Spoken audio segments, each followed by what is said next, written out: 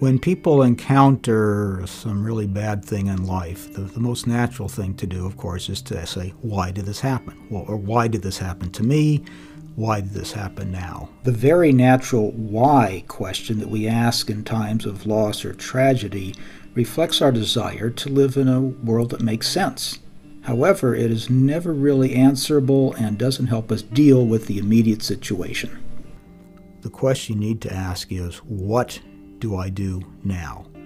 When you're trying to support somebody else, we often do things that are equivalent to the why question, except we're giving answers, not asking questions, and they are not helpful. They may be true, but they're not helpful. This is observations about theology, comments like, it's okay, God is in control, or be thankful it wasn't worse, or don't ever let yourself get angry at God, or don't lose your faith about this. Good things always will happen in the end. You'll be a better person for this. It's all kinds of maybe true, but totally unhelpful. And if you've ever been on the receiving end of these sorts of things, you know how hurtful they can actually be to somebody who's suffering. So we want to stay away from theology when we're doing support and stick with practical and emotional support. Just remember those two things. Practical support of helping people with the material things they need to get through a tough situation, doing things for them, helping them out, transportation, cooking, financial, logistical help. Don't ask people if you can do anything, just do it. The immediate needs are practical. So rather than platitudes, people need practical help. Do you need a lift? Shall I come with you if you have to go and see the coroner? Would you like me to come with you to the undertaker's? Have you thought about whether you want flowers or not? Do you know who you'd like to take the service? And then whoever they want should come and talk it all through to make sure that people are able to make choices, guided to make their own choices and things. It's too late afterwards to think, oh, I wish I'd done this or said that or directed this differently. So they need practical help and support. But also, depending on the individual circumstances, if it is a brother who's lost his wife, as happened in our meeting, a young brother with a baby and a toddler lost his wife. He needed childcare. He needed people to do the washing. He needed people to do the shopping. He needed hands-on help. Or if it's an elderly brother, yes, he may not know how to turn the washing machine on. And he's just sitting in a chair because he doesn't know what to do and how he's going to cope. He may need someone to bring him a shepherd's pie or a cake or take him out for lunch. So yes, in the early days, it's the practical issues that matter. And another thing we're nervous of, and that is, in the case of bereavement, talking about the person who's died. You think, oh, well, I better not say anything, you might upset them. But that's just the thing that people want to do. They want to talk about the person who's died. So I think if you go to try to comfort someone, you need to be observant, you need to listen, you need to read what it is they want and need, and not go with your own agenda, thinking, oh, I know what I'll do to help. Jesus treated every individual differently that he met, and he started at the point they were at. He didn't walk up to people in great distress and dismiss their situation. He dealt with the situation from where they were at and with the feelings that they had at the time. And I think if you go to see someone who's bereaved, their feelings are down. And you won't connect with them if you come out with cheerful quotations like, oh, don't worry, they'll be in the kingdom, or all things work together for good. They're not able to take that on board at the time.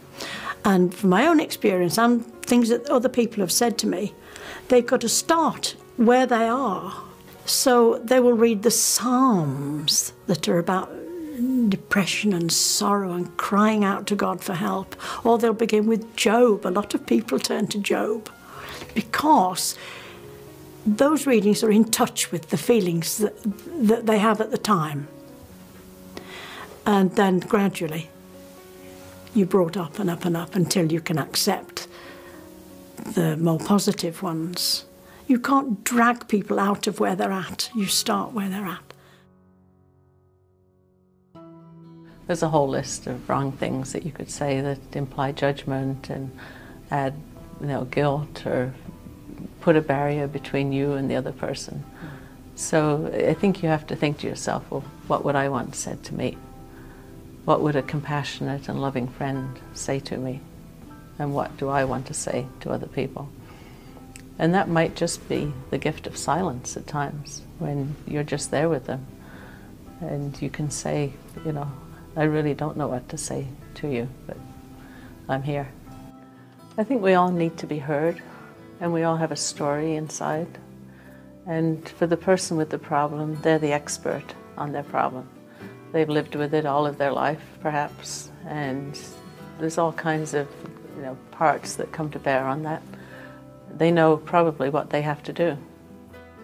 Their own experience has taught them that this is the way that I need to move forward. They don't need somebody to tell them that. Nor do they need someone to say to them, there's a lack of faith here, or you need to pray more. So I think by listening, you can empower the person and lift the burden of emotion that they're dealing with.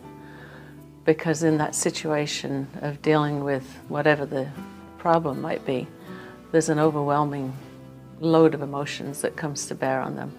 So their focus is of necessity narrowed, and it's like they're looking through a tunnel and the emotions are pressing in on each side, and their vision is compressed into this small space.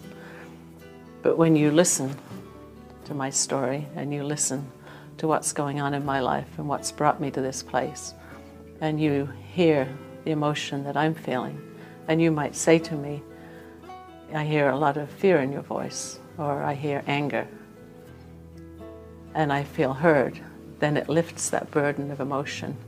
And once the emotion is out of the way, then you can focus on what you need to do cognitively to move through and to take the next step. Counselling isn't advising, counselling is listening and allowing people to talk themselves into solutions. That's the essence of counselling, really. And it's hard being a good listener. It's a skill to be learned, is listening. Because we're all too good at, and I used to be guilty in this respect of saying, oh, well, of course I know what you mean because I know what you're saying because I keep bringing yourself back into the picture, and you've got to put yourself out of the picture and focus on this person. And again, we learn that from Jesus. And say, how do you feel about that? Do you want to talk about? Would you like to go for a walk? Do you want me to come and pick you up on Sunday? The focus has got to be on that person, and to observe and listen, and find out what it is they really need to do, and the support they need. What do I say? That would be like one of these questions. Well, that's the wrong question to ask, because you don't need to say anything.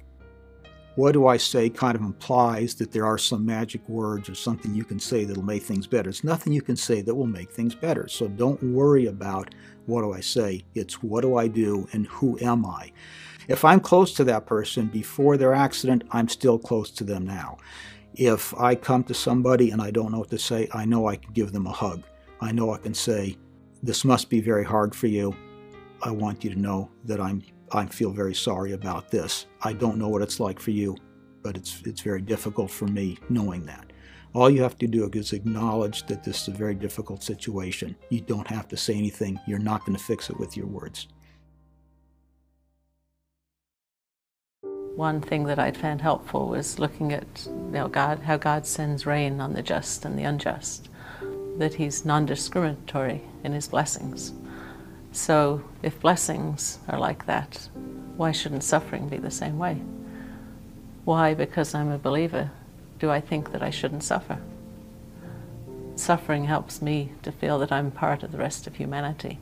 I'm participating in the sufferings. Christ suffered far more than I'll ever have to suffer, so why shouldn't I, in some measure, suffer as well? And, looking at whether life is fair or not, and realizing that life is not fair, or not fair, it just is, and it just happens, and we have to know what to do to deal with it. And moving forward and taking that next step of what and how, rather than becoming overly focused on the why, is going to be helpful. Hopefully one day we'll understand the why, but in the meantime, let's just focus on the what and the how.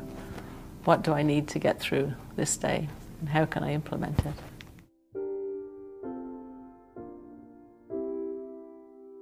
Jesus addresses that question with the Tower of Siloam. When the disciples come to him and they say, well, the Tower of Siloam fell on these people, were they worse sinners? And Jesus says, no, they weren't. But unless you repent, you're all going to perish. So the lesson is that now tragedy and suffering happen.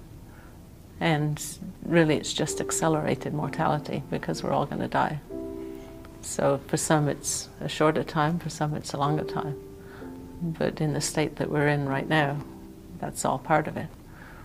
So the best thing we can do, as we said before, is find out what we need to do next and how we need to do it. One thing that severe adversity certainly can teach us is the issue of perspective or priority. When something we have that we think is very valuable is suddenly taken out of our lives, we begin to appreciate or focus, say, I may have lost this, but I'm still alive. Or I may have lost my job, but I still have my family. I still have God. And ultimately, this whole idea of perspective is that no adversity can, of necessity, disrupt our relationship to God. When we realize that nothing can happen that changes the fact that God has called me, has chosen me, and I am part of God's family, that is a relationship that cannot in any way be disrupted by adversity, that can help us focus. Everything else might be gone. Maybe this is where God was trying to get with Job. If I strip everything away, but can I help Job understand that my relationship to you cannot be taken away except if you decide to abandon it? People can lose a lot, but with every loss we have, it should help us reprioritize or refocus our lives, say, but what is truly important? My relationship to God, my relationship to my family, love, faith, things that cannot ever be taken away.